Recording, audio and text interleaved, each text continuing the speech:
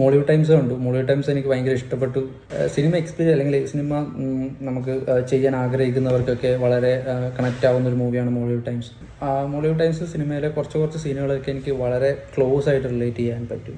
അതിലെ കുറേ സീനുകളൊക്കെ എൻ്റെ ജീവിതത്തിൽ നടന്ന പോലത്തെ കുറേ സീനുകളുണ്ട്.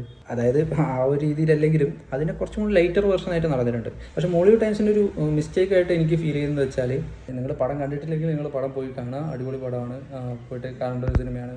അത്യാവശ്യം ഇൻ്റലിജൻ്റ് ആയിട്ടൊരു മൂവിയാണ്. സിനിമ എക്സ്പീരിയൻസ് ചെയ്യാൻ പറ്റണമല്ലോ. മോളിവുഡ് ടൈംസിൽ ഏറ്റവും കൂടുതൽ എക്സ്പീരിയൻസ് ചെയ്യേണ്ട ഒരു പാർട്ടായിരുന്നു ഭയം എന്നുള്ളത്.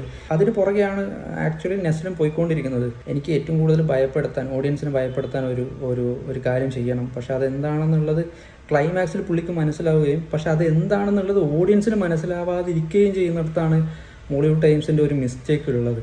അങ്ങനെ ഒരു സീൻ എലാബറേറ്റ് ചെയ്ത് വെക്കണം, എന്താണ് ഭയം എന്നുള്ളതിലേക്ക്. പക്ഷെ അതിന് കുറച്ച് പ്രോബ്ലം മോളിവുഡ് ടൈംസിന് സംഭവിച്ചിട്ടുണ്ട്. ഉദയനാണ് താരം സിനിമ എടുക്കുക. അതിൽ ക്ലൈമാക്സിൽ ഏറ്റവും കൂടുതൽ പീക്കായിട്ടുള്ളൊരു മൊമെൻ്റാണ് ആ ഒരു ബിൽഡപ്പ് സീൻ. നിങ്ങൾക്ക് എല്ലാവരും ഓർക്കുന്നുണ്ടാവും. ലാസ്റ്റ് ശ്രീനിവാസൻ്റെ ക്യാരക്ടറിൻ്റെ പുറകിൽ ഫ്രെയിം മാറുന്നതും ബാക്ക്ഗ്രൗണ്ട് മാറുന്നതും പുള്ളിക്കാരൻ പേടിച്ചും ഒരു സൈക്കിക് ആവുന്ന ഒരു മൊമെൻറ്റ്. സോ അതാണ് അതിൻ്റെ ഒരു പീക്ക്.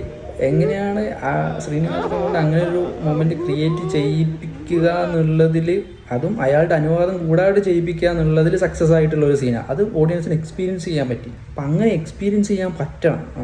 അവിടെയാണ് മോളിവുഡ് ടൈംസിന് ചെറിയൊരു പാളൽ സംഭവിച്ചിട്ടുണ്ട് എന്നാണ് എൻ്റെ ഒരു അഭിപ്രായം. എന്താണ് ആക്ച്വലി ഡീപ്പായിട്ടുള്ളൊരു ഭയം എന്നുള്ളത് ഓഡിയൻസിന് കണക്റ്റ് ആയിട്ടില്ല. ബാക്കി എല്ലാ രീതിയിലും മോളിവുഡ് ടൈംസ് എനിക്ക് ഭയങ്കര ഇഷ്ടപ്പെട്ടു.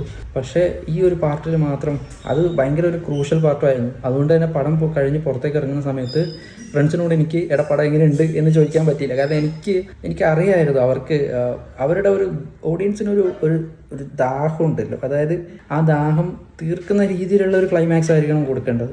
ഇത് ക്ലൈമാക്സിനെ പറ്റിയിട്ടല്ല. കാരണം മോളിവുഡ് ടൈംസിൻ്റെ ക്ലൈമാക്സ് നമ്മൾ എക്സ്പെക്റ്റ് ചെയ്യുന്ന അല്ലെങ്കിൽ നമ്മൾ കണ്ടുപരിചയിച്ച നമുക്ക് ശീലമുള്ളൊരു ക്ലൈമാക്സ് അല്ല. പക്ഷേ അതെല്ലാം ഓക്കെയാണ്. പക്ഷേ പ്രോബ്ലം എന്ന് പറഞ്ഞാൽ ആ പടത്തിൻ്റെ ഏറ്റവും കോറായിട്ടുള്ള സാധനം ഇമോഷൻ, ഭയമാണ്. ആ ഭയം ഓഡിയൻസിലേക്ക് കണക്റ്റ് ചെയ്യാൻ പറ്റിയിട്ടില്ല. ഞാൻ പറഞ്ഞൊരു ഹൊറർ സിനിമ ചെയ്യണമെന്നല്ല, പക്ഷേ നമ്മൾ ഹണ്ട് ചെയ്തുകൊണ്ടിരിക്കുന്നത് ആ ഒരു മനുഷ്യനെ ഏറ്റവും കൂടുതൽ ഭയപ്പെടുത്താൻ പറ്റുന്ന ആ ഒരു സാഹചര്യമാണ്. പക്ഷേ ആ സാഹചര്യം നായകൻ കണ്ടുപിടിച്ചു, പക്ഷേ ഓഡിയൻസ് കണ്ടുപിടിച്ചില്ല.